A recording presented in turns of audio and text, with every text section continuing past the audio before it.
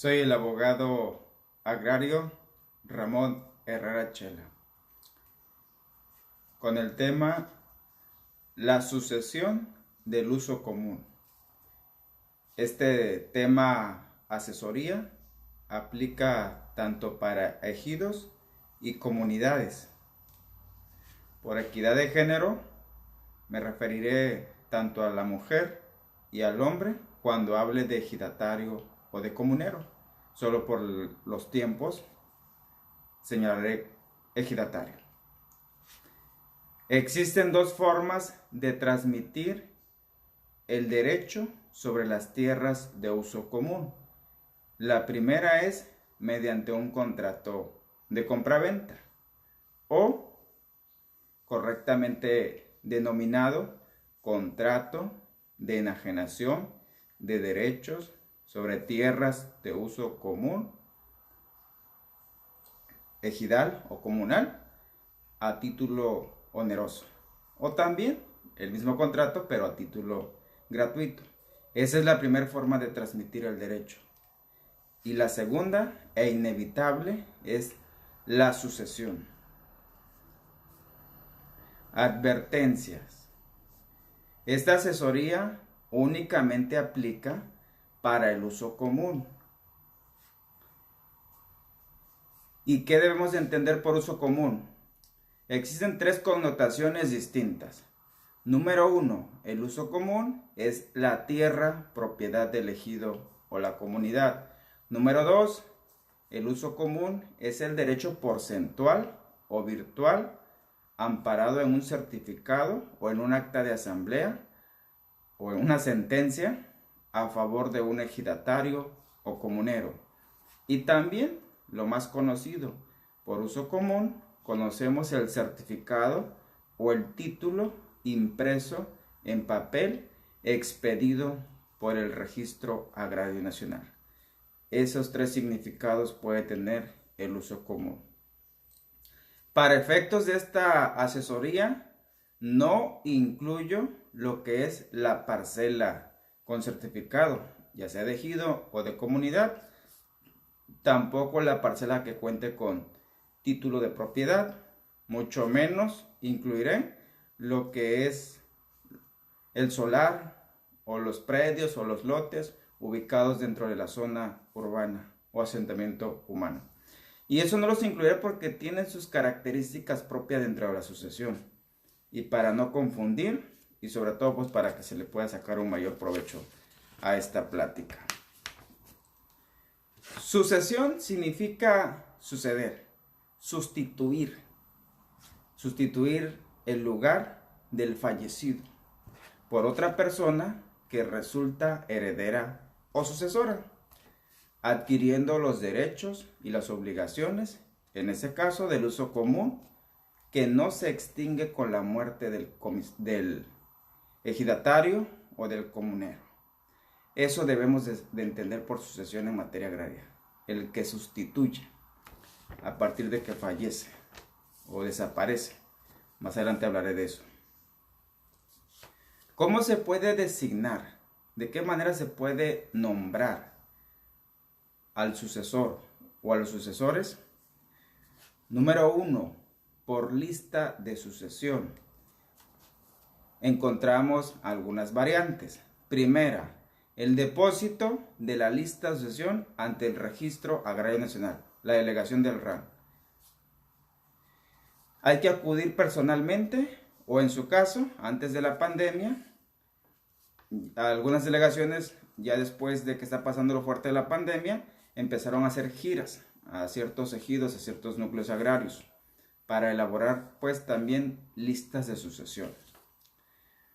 Otra opción, que la lista de sucesión la elaboren ante un notario público. Y ojo ahí, es una lista parecida a las que hacen en el RAN y es válida, tiene valor legal, independientemente si se inscribe o no en el Registro Agrario Nacional. Esa lista en su momento la va a convalidar el Tribunal Agrario. Tercera opción, la lista de sucesión también la estuvieron elaborando ante la Procuraduría Agraria. Sí, recalco, ante la Procuraduría Agraria, ya sea en las delegaciones, en las oficinas de residencia o en algunos módulos. Pero esto fue nada más durante los sexenios del gobierno de Vicente Fox y Felipe Calderón. Cuidado con esas listas, por cierto, ¿eh? Algunas traen defectos legales. Número 4. Por la cuestión de que los fedatarios públicos son los que tienen la obligación o el deber de elaborar la asociación, pues también los abogados teóricos dicen que los corredores públicos, pero la verdad ellos no se meten en asuntos agrarios, ellos andan en asuntos mercantiles, eso es lo suyo. Así que por eso ni los menciono como una posibilidad, nada más marcó la diferencia, pero también para aterrizar a aquellos teóricos que suponen que un corredor público va a venir a elaborar una lista ante un ejidatario, ante un comunero. La otra opción para elaborar una designación de sucesores es a través del testamento público abierto. Literal, ese mismo que utilizan para nombrar herederos de propiedades privadas, todo lo que no entre en lo agrario. También se puede utilizar ese instrumento legal para elaborar una lista de sucesión. Incluso en algunas de sus cláusulas del testamento puede quedar ahí establecida la lista de sucesión. La palabra clave es de que nombre sucesores en un orden preferente. Y para los mexicanos que son ejidatarios comuneros en el extranjero, pueden ir al cónsul mexicano, ya sea que su estancia o su residencia sea de manera legal o ilegal, aún así pueden ir al consulado mexicano a elaborar su lista de sucesión o su testamento.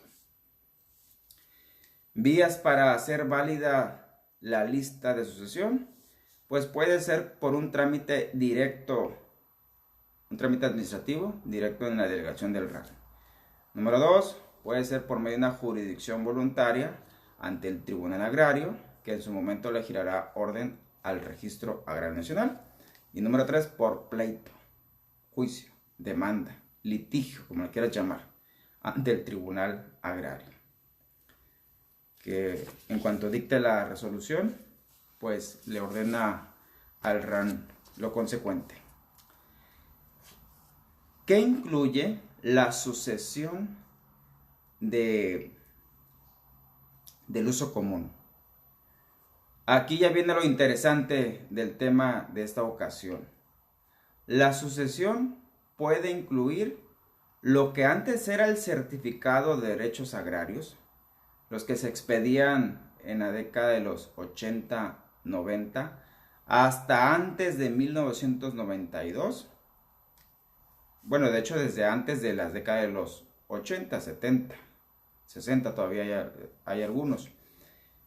Cuando llega la reforma estructural agraria, con el nacimiento de la actual ley agraria vigente, los certificados de derechos agrarios dejaron de expedirse y en su lugar se empezaron a expedir los certificados de uso común.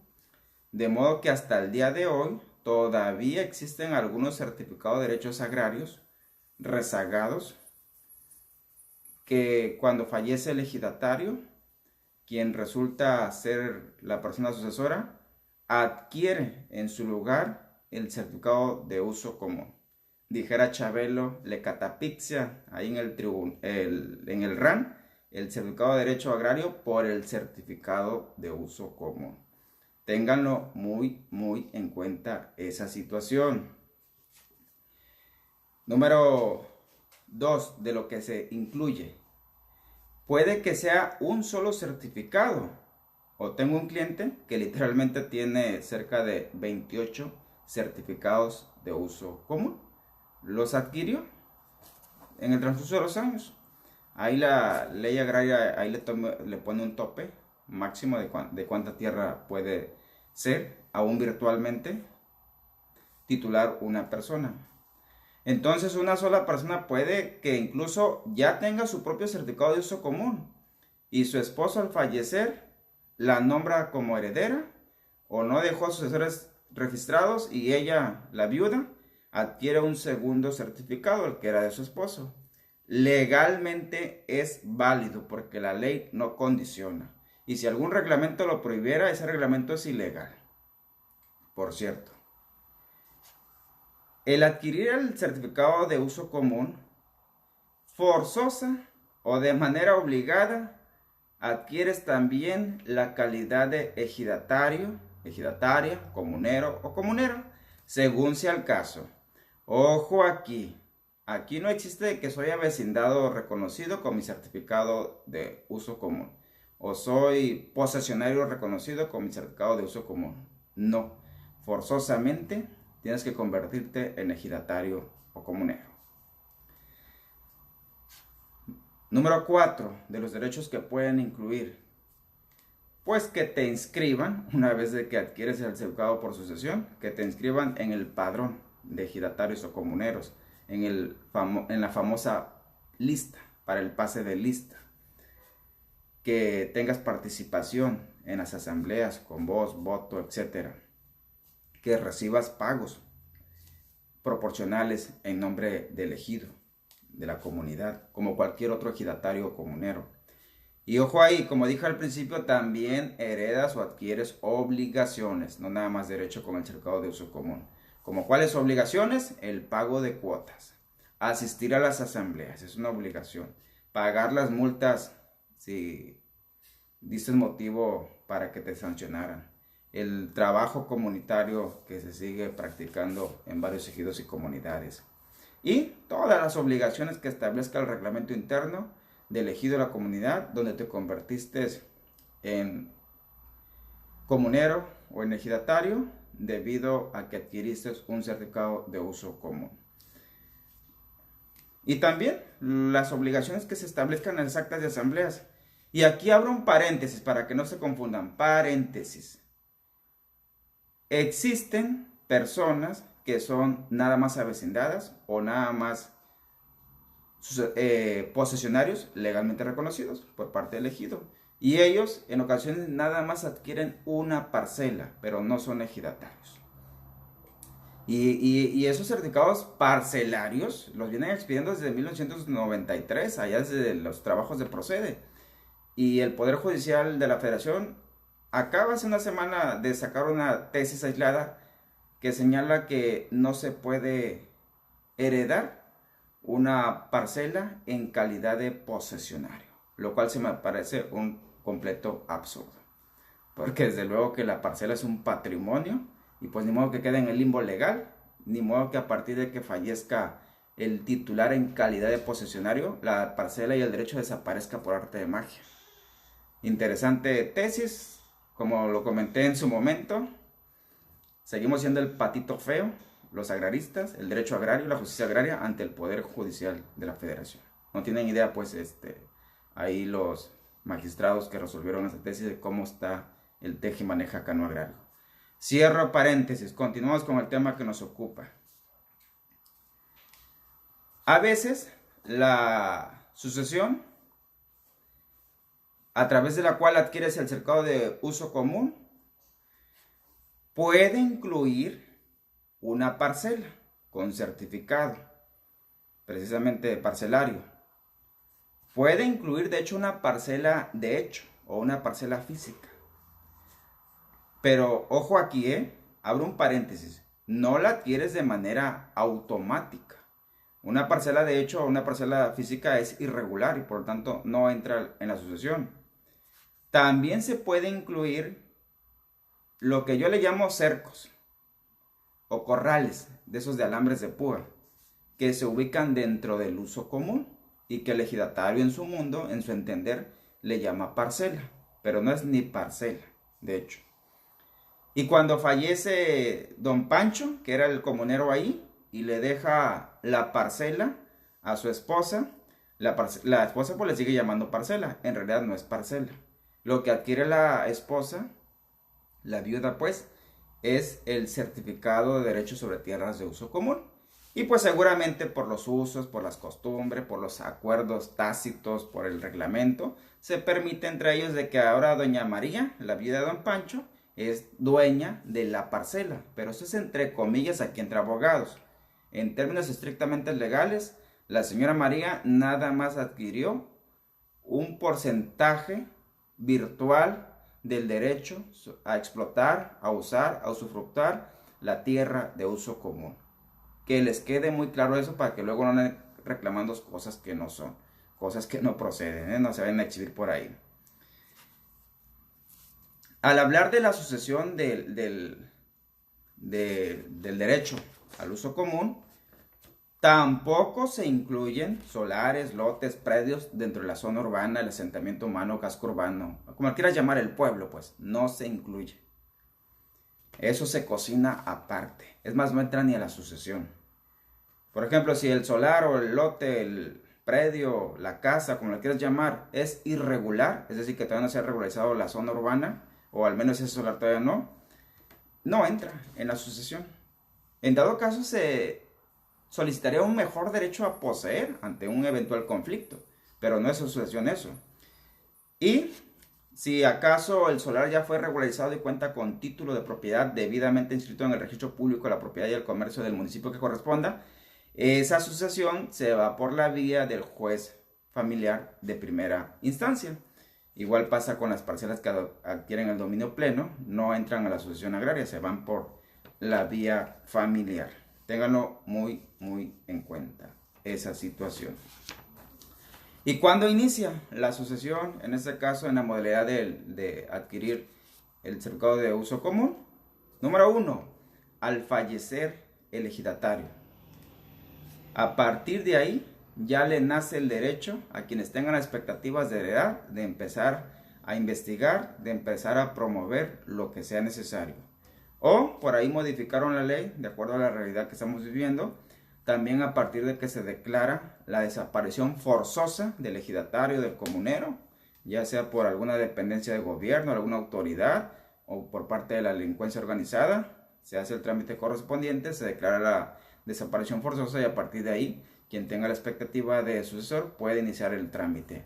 O bien, la otra manera es cuando se declara su ausencia, que se ignora si está vivo, si está muerto, se ignora el paradero desde ese tiempo. También se puede hacer ante la autoridad correspondiente la declaración de ausencia y ahí por ahí puede empezar también la sucesión, en este caso del trámite por el uso común, por el certificado. ¿Caduca la acción a demandar la sucesión del uso común? Definitivamente no, nunca. Al contrario, la sucesión en materia agraria siempre queda abierta. Si la viuda dice yo heredo porque mi esposo no hizo lista de sucesión, ya lo confirmó el RAN, igual tramita la sucesión vía jurisdicción voluntaria ante el Tribunal Agrario y a los 3 años le aparece un hijo diciendo, mamá, me dejó a mí mi papá, aquí traigo un testamento que estaba guardado allá en la notaría, allá en el Archivo General de Notarías. Pues ahora el hijo se convierte en el heredero de todo lo que ha dejado, incluyendo, pues insisto, el certificado de uso común. ¿El sucesor puede demandar para recuperar derechos del ejidatario fallecido? La respuesta contundente es sí, pero hay que tener mucho cuidado con los términos, porque ahí sí prescriben términos. Por ejemplo, chéquense el artículo 61 de la Ley Agraria, que establece 3 meses respecto a nulidad de asambleas que asignen tierras o incluso asignen derechos sobre tierras de uso común. Si el ejidatario estaba vivo y no reclamó, pues quien tenga la expectativa de heredar, pues puede reclamar, pero son muy pocas las posibilidades de que pudieran reconocerle un derecho sucesorio que no reclamó en su momento el ejidatario. Y tratándose de pagos, por ejemplo, las famosas instalaciones de líneas de conducción de energía eléctrica por parte de la paraestatal CFE, Comisión Federal de Electricidad, existe también 10 años para reclamar la indemnización y cualquier otro tipo de afectación que amerite una indemnización.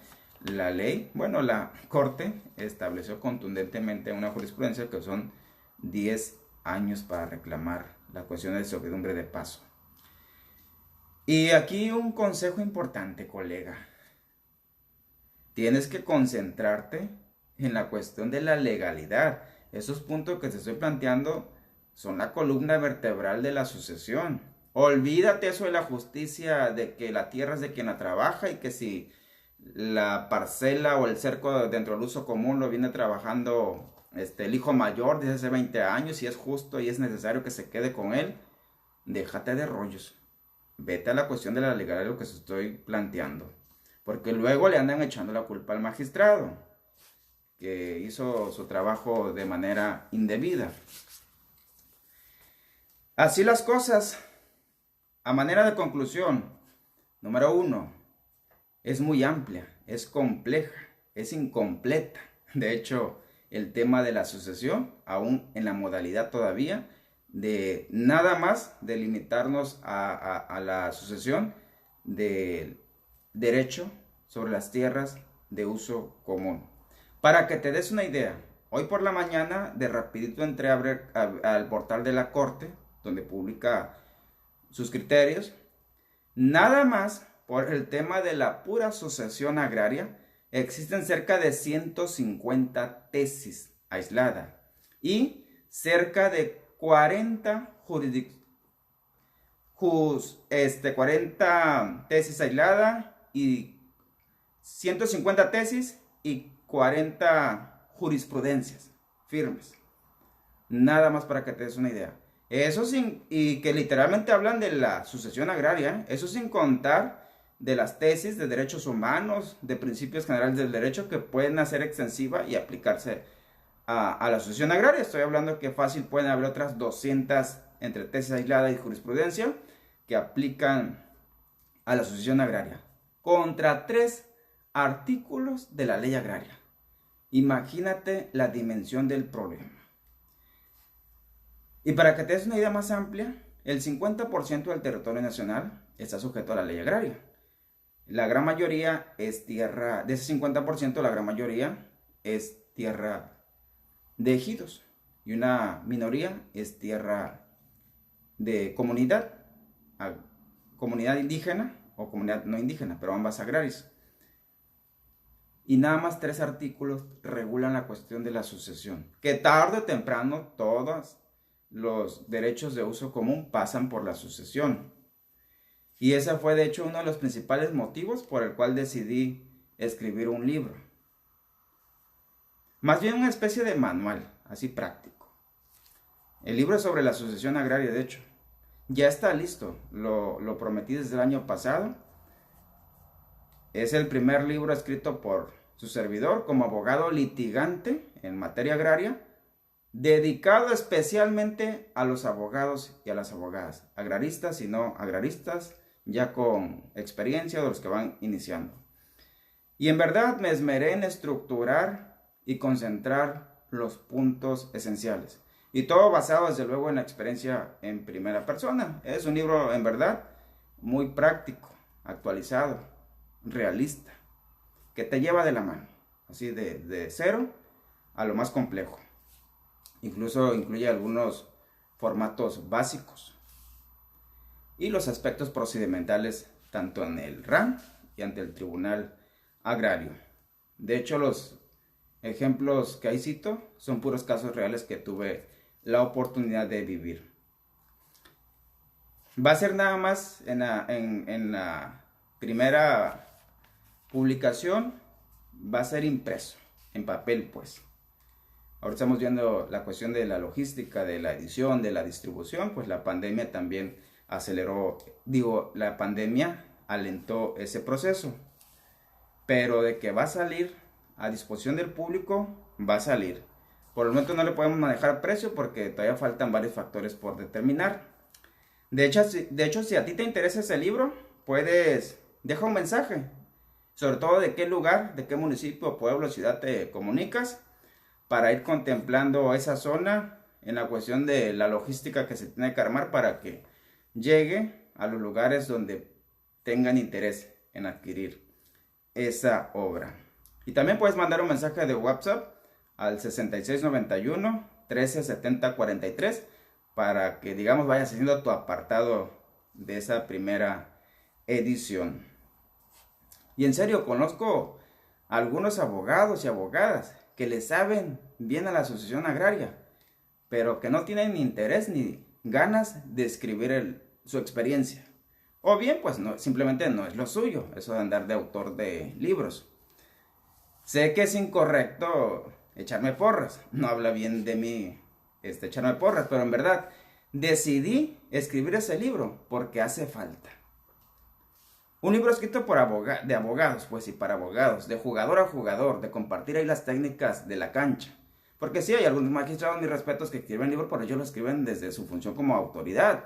Y también me he encontrado con algunos libros escasos de sucesión agraria, pero son muy teóricos, son muy doctrinarios. Es más, agarran Monterrey, como dicen por acá, ¿no? Para el norte. Y pues yo no los dejo hasta medias, ¿no? Y me quedo con esa conclusión, que si alguien que va iniciando una sucesión agraria lee ese libro, al final terminaría con más dudas de las que tenía originalmente. Así que pues uno nunca deja de aprender. De hecho, pues yo soy el primero que siempre digo que sigo aprendiendo. Gracias a estas transmisiones también con las preguntas que me hacen. En serio, sigo aprendiendo. Y también cuando me ayudan a contestar, de ahí también aprendo. Y pues se trata de compartir el aprendizaje, pues para que el conocimiento crezca más. Así que ahí está la invitación de que por ahí viene el libro. Váyanse anotándose porque también no sé cuántos... La casa editora con la que estoy haciendo trato no me ha dicho cuántos tendrá la capacidad de producir en un primer tiraje, y quienes aparten primero pues eso tendrán la preferencia. Dejen su lugar de residencia para que también así saquemos costos de cuánto costaría hacer llegar ese libro a manos de ustedes. Entonces nos vemos mañana en la siguiente transmisión. Pasen todas y todas buenas noches.